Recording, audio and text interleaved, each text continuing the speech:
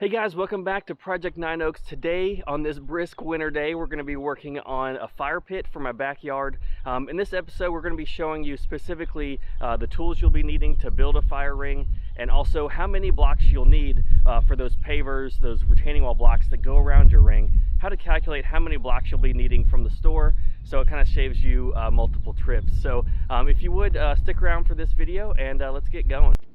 Alright y'all, so here are the tools and supplies you're going to be needing. You're going to of course need a shovel, a level to level out the ground, your blocks or pavers you're going to be using around the ring itself, a hammer, string, stake, and paint, which is going to be your marking tools to make the circle, so you know how to do it, and then a pad to write on so we can calculate how many blocks we'll need. So pretty simple, a lot of tools everyone has.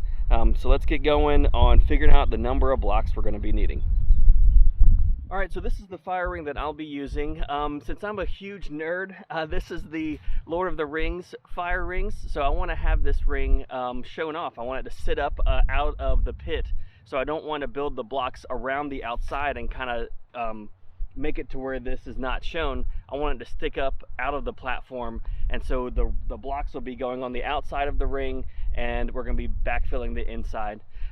So next, now I have to figure out how many blocks I'm going to need. So we're going to be using some middle school geometry to figure that out. Nothing too intense, but we'll get to show you how to do that. So I'm going to take you over to my notepad, and I'll show you the steps in doing that. Maybe it'll save you a trip to the hardware store. So let's get to doing that. Okay, so let's go through the process of determining how many blocks you'll need. So right now we have the fire ring itself, which is going to be in the center, and this is a 36-inch diameter fire ring. And so now we're going to be building these blocks that go around it in a ring all the way around, and I want to determine how many of these blocks am I going to need. So when I went to the store, these blocks that I bought were 6 inches from front to back, and then I was planning on some sort of gap here between them, and I'm thinking 2 inches of a gap. So what we need to do is figure out the circumference of this circle that the front of the retaining wall blocks make. So the blocks themselves are kind of this trapezoidal shape, and the dimension they give is the front dimension. Actually, in my case, they're 11 inches. So you want to get this trapezoidal shape so you can make a circle a lot easier, and not have to cut the back ends off of the blocks themselves. So be sure that it's a trapezoidal shaped block, and you get the dimensions. I went there and just took a picture of the display, and then went home and figured all this out. So 36 inches, want a 2-inch gap. The blocks themselves are 6 inches from front to back. And so let's add all that up to determine the diameter of this circle. So we have 36, and we're going to plus 6, plus 2. That's this side. But then you're also going to have that gap here and a block over here for the full side. So you have add another 2 and another 6. And so that comes out to be 52 inches, if I remember right. Yeah, so that's 52-inch diameter is the circle for the entire, retaining wall ring. So now we want to determine, that's the diameter. Now we want to determine the circumference, or what's the distance around that circle. And so we have to go back to our friend pi. So you're going to multiply this diameter times pi, which is, you can round to just 3.14. So in my case, we'll use my calculator here, 52 times 3.14 equals 163.28 inches. So that's the diameter of this outer circle all the way around here, and that's the what the blocks will be using as kind of the front face of that ring. And so remember, this 52 inches, you'll need that to lay it out. But this total circumference here, we'll use that to determine the number of blocks. So now that you have the total circumference, which is just the diameter times 3.14, you divide that by the length of the block. So then you can have the number of blocks that you have. So in my case, 163.28 divided by 11 is 14.84 blocks. So just about 15-inch blocks. And what you want to watch out for is if this is not close to a whole number. So in my case, I don't want to cut anything, but 14.84 is close enough. What'll probably end up happening is that 2-inch gap will be more like 1.5 inches or something. So that's not a big deal to make it a full 15. If you're coming out to like 14.5 or something, that might be a little bit too not close enough to being a whole number. So you may want to change the diameter of some of these to where it kind of makes it a little bit closer to a whole block. So in my case, let's say 15 blocks, I want to do 2 rows, and so that's 30. So I have I'm going to have 30 total blocks that I need to go buy from the store. I've already done that, so now I'm going to go back to build this thing. Like any other project that I do that is basically permanent, I check the positioning with my wife so I won't have to do it all over again. And then after getting the position set, I drive a stake in the ground for the center and then measure out 26 inches, which is half of the 52-inch diameter ring of blocks that we measured earlier, and I paint a circle in the ground.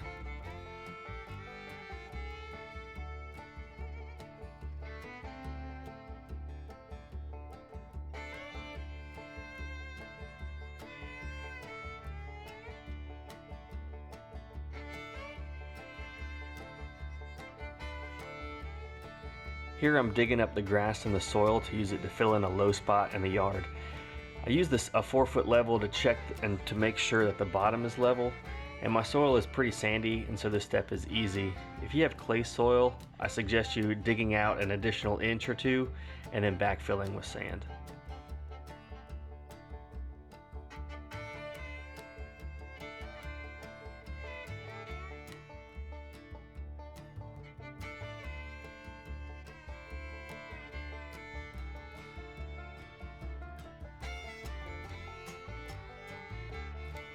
Here I'm getting some help bringing over the blocks to the fire pit. I have to check the final level to make some minor adjustments to make sure the blocks are level across the circle. Then the diameter is checked again around the circle to make sure that it's a true circle shape.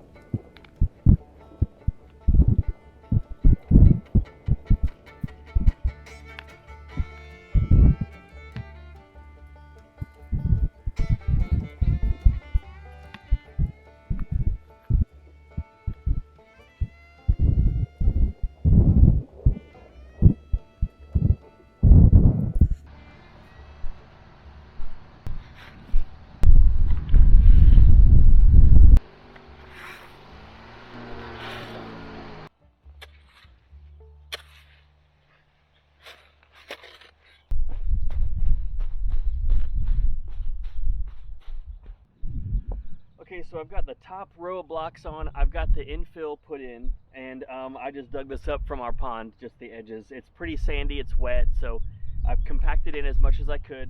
Try to keep about a 2-inch lip, or a 2-inch, recess before I get to the top of the blocks. Because what I'm going to do now is lay some like weed stop fabric down, and then put the stone. So this fabric is needed because eventually that stone is just going to get absorbed into the sand. It's just going to work its way in as everything kind of settles and works its way in, and also maybe helps keep some weeds from growing if you don't use it for a long period of time, though it'll likely burn after we have our first fire. We'll see, but I'm gonna put a nice layer of stone on to help keep it from getting close to the fabric.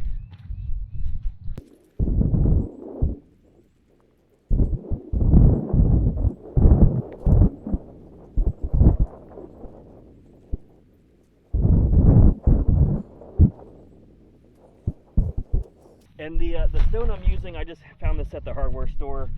It's called marble chips. It's just a white rock that I wanted to kind of dress it up, even though after several fires, you probably won't see it with all the ash, but I just thought it looked nice, and I didn't have any rock at our property, so I had to go buy some anyway.